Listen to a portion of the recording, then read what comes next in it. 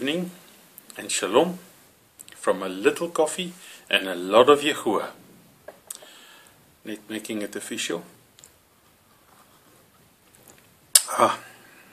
Not as good as the coffee at home, but it does the job. Welcome to everybody. My name is Jacob Deck. I'm here tonight to talk to you about a very special topic, a very important topic. I'm aware of the fact that I say it quite often that what I'm talking about is very important, and Abba's word and everything around Abba is important. The 2 houses specifically is very important, which helps us understand Abba's plan for his people. Abba has a redemption plan for his people, and the redemption plan involves his feasts. But as a result of Israel's disobedience and persistence of it,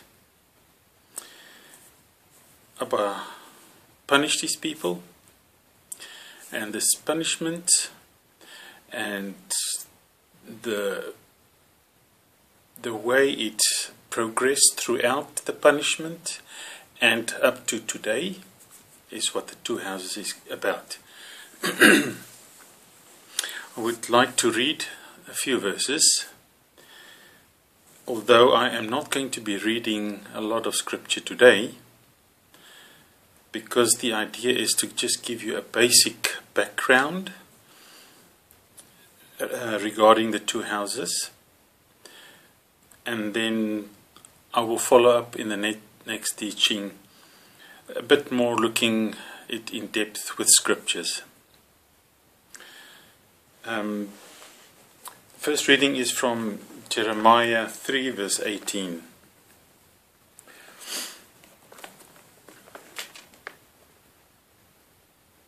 In those days the house of Yehuda shall go to the house of Israel, and they shall come together out of the land of the north, to the land that I have given as an inheritance to your fathers. A few very important points here that points to the 2 house teaching is that in those days the house of Yehuda,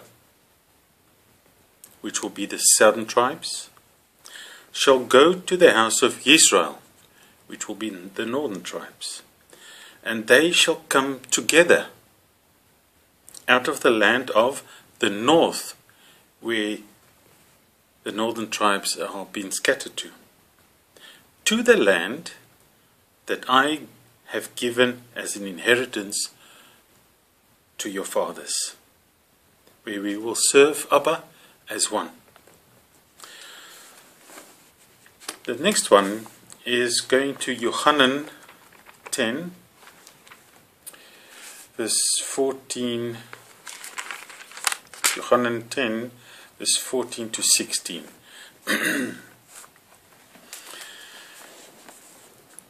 This is Yahushua speaking. I am the good shepherd. I know mine, and mine knows me, even as the Father knows me, and I know the Father, and I lay down my life for the sheep. And other sheep I have, which are not of this fold. I have to bring them as well, and they shall hear my voice, and there shall be one flock, one shepherd. 2 flocks of shepherd become one, and they will serve one shepherd. And then the final one that I want to read to you is Matthew 15 verse 24.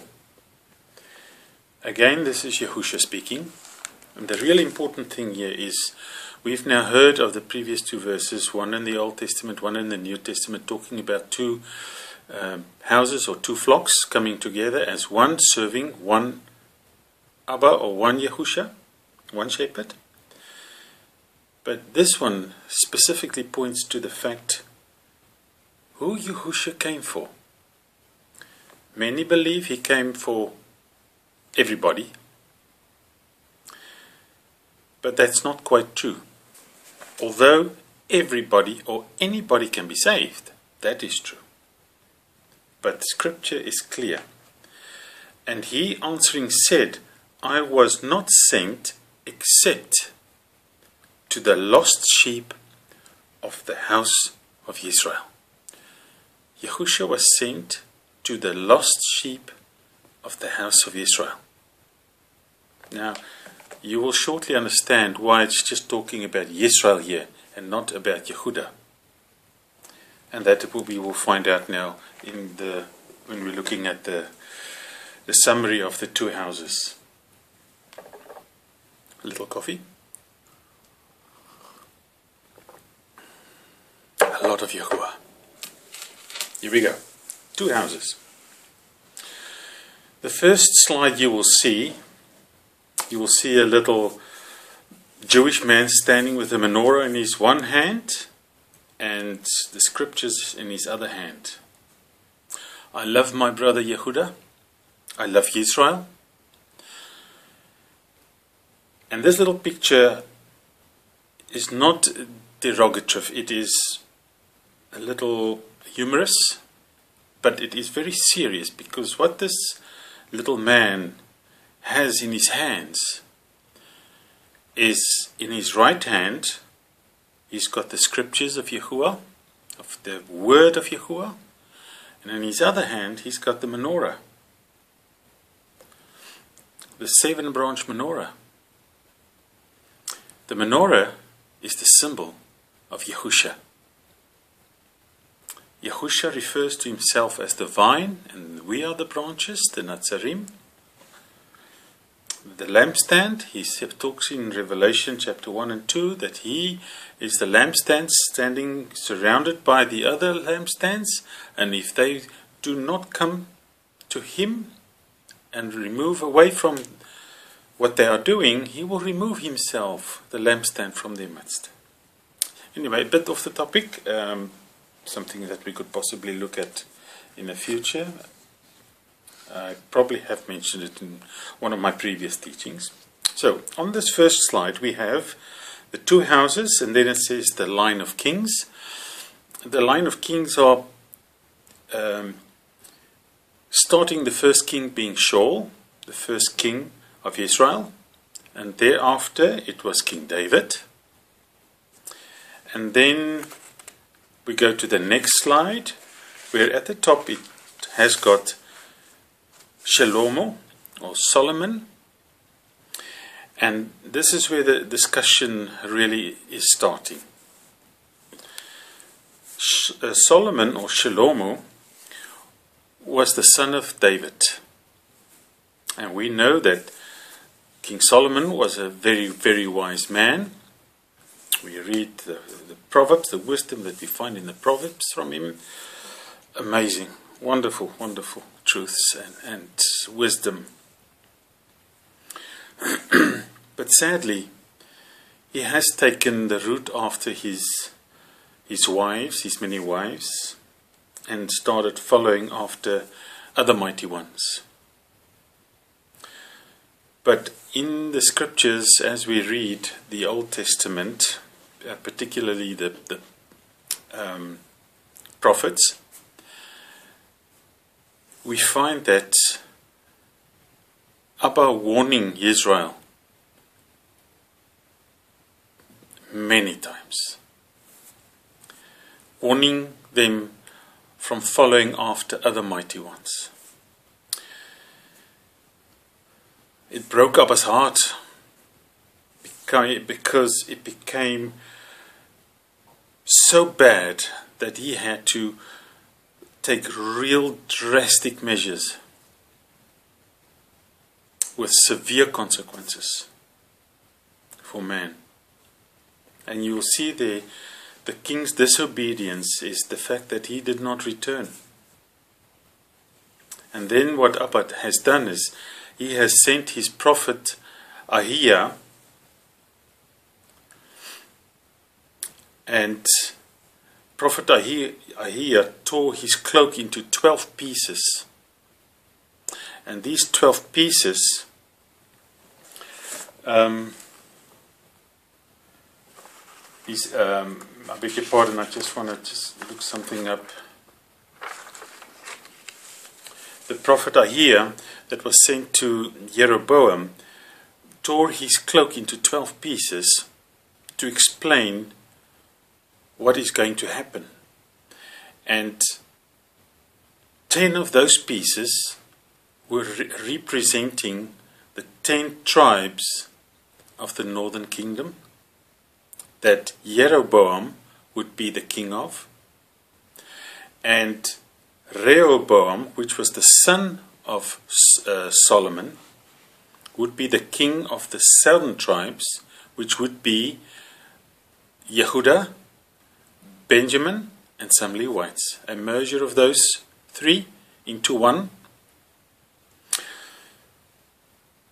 But I need to mention here is that Yahuah said to Solomon that he was not going to rip the kingdom from King Solomon or take it away from him for the sake of his father David, but he is going to take it away from his son.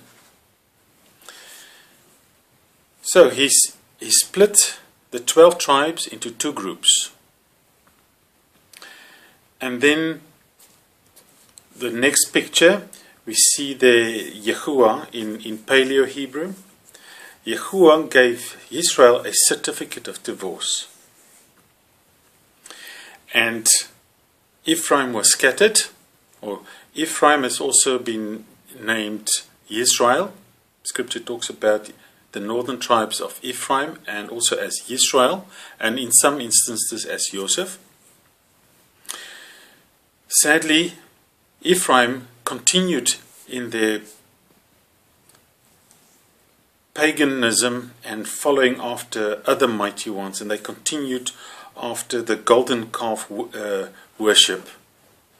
And what happened is that Abba let them being exiled to the Assyrian countries, and the southern tribes, Yehuda, continued in their Sungod worship, and they were exiled to Babylon. So we've got 2 pictures here. 2 tribes, 2 houses rather, going opposite directions. So let's go to the next page. And what we find there is the punishment for the southern kingdom.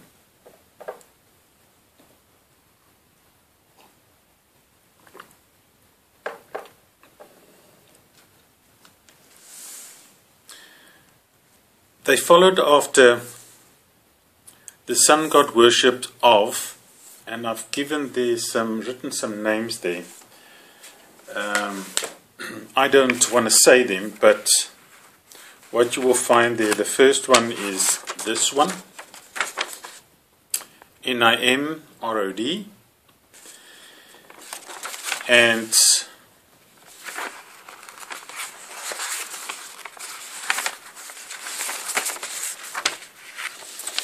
the second one there is this one, that one, and the first one, Mr. Rod, became the sun god, and his wife,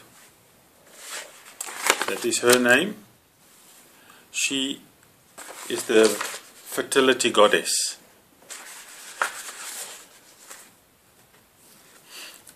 Don't want to go in there too much. And then the one at the last one, T-M-U-Z, is the son of those 2. And those were the ones that the southern kingdom continued to worship. Their punishment was 40 years.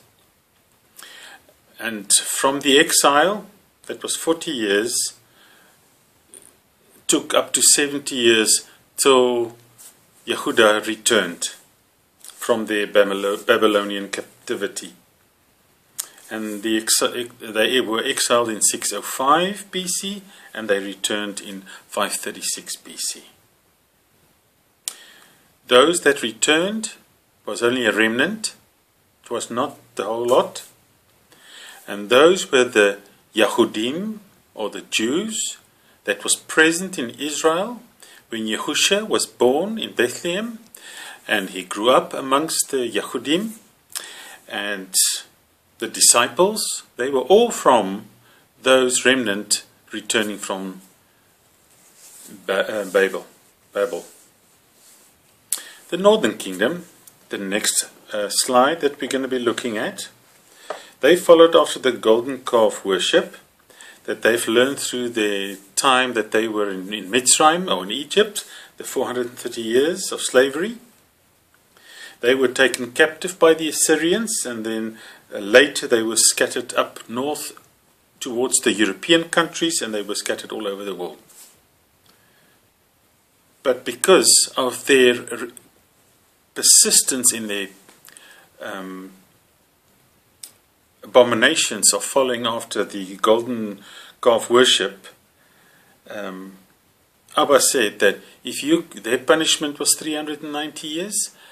If they continue, their punishment will be multiplied by 7, and that ended up to be then the case, and their punishment was 2,730 years. Very long time, keeping in mind that they were scattered 745 to 721 BC. So that gives you about 700 plus years before Yahushua came. They still haven't returned. That's 700 years. We are now in 2017. So you can see that the 700 before Yahushua's birth and 2017 now, we are then in 2038 years. Which means that 2,730 years the punishment was lifted, which resulted in Nazarene popping up all over the world.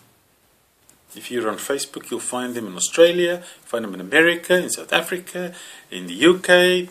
They're all over.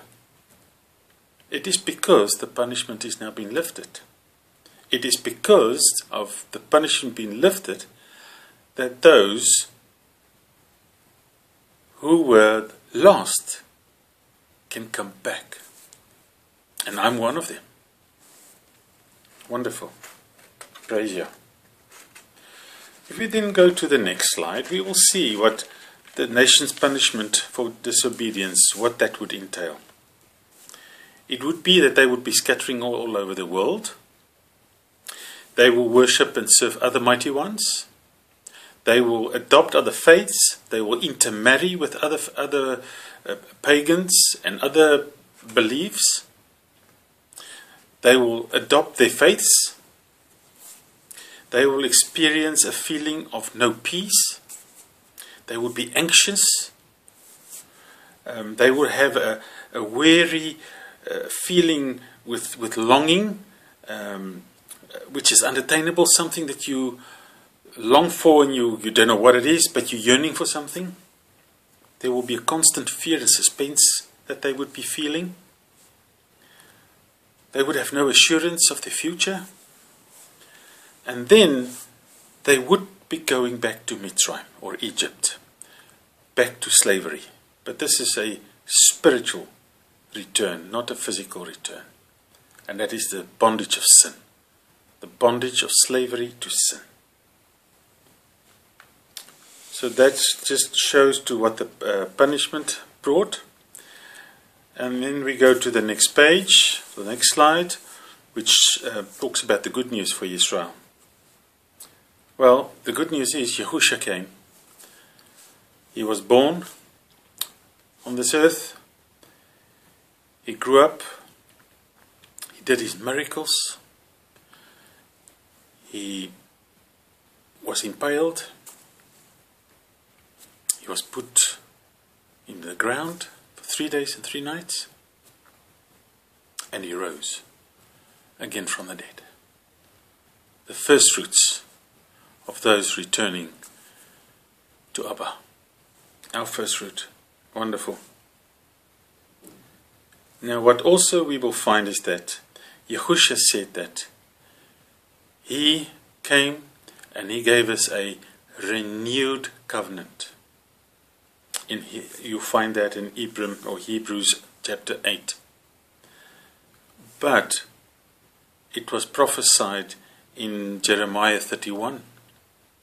And the beautiful thing is that this 2house teaching lines those two up. The prophecy of Yirmiyahu and confirmed in Hebrews chapter 8. That He has brought us a renewed covenant. Not a new, a renewed covenant. And then we find the disciples were told and commanded to go out into the world amongst the nations or into the nations. Why? Not to find the Gentiles, but to find the lost tribes of the house of Israel, which was scattered among the nations.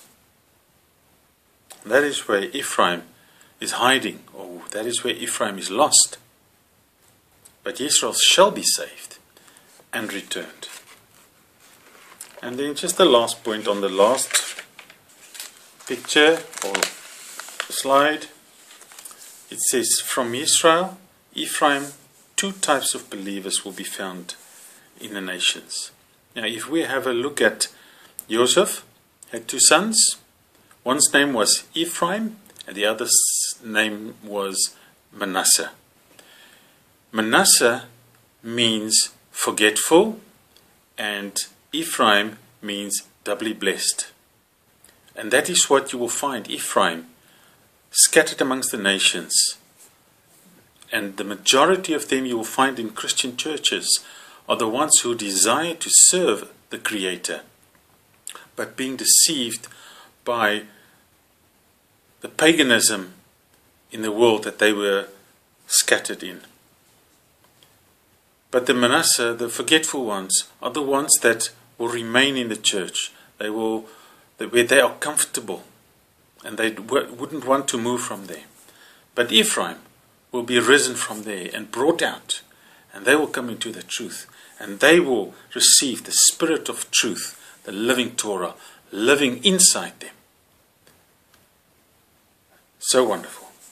I hope this would be helpful as a little bit of a preparation for the follow-up teaching on the 2 houses.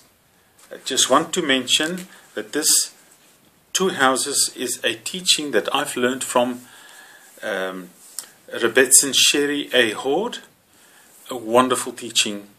I've heard it from other people. I couldn't get it, but this one made it so clear to me.